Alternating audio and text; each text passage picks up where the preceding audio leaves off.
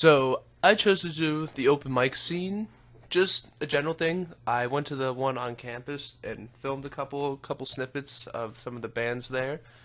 And the first reason why I really wanted to do this scene was because I listen to a variety of music, and I wanted a scene that really exemplifies that.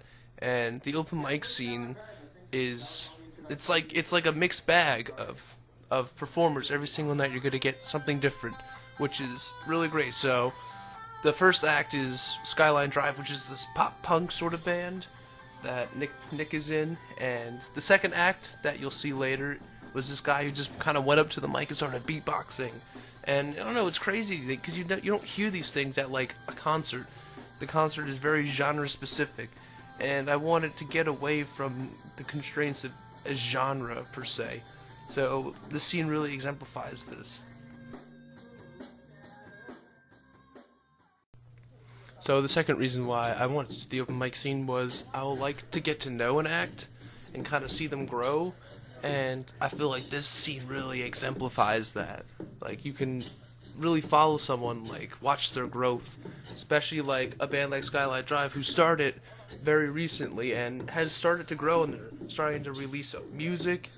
And I think it's just really great to try to get to know these bands just a more personable level, which which is also another thing about the open mic scene, because you can really interact with these people. You don't really get that sort of face-to-face interaction in any other scene. Like if you go to a concert, you're not going to be able to talk to the bands afterwards because they got places to be. But an open mic, the people will even come into the audience and just watch other performers like after they're done performing. And this aspect is just, this dynamic isn't present in any other scene, I don't think, anywhere.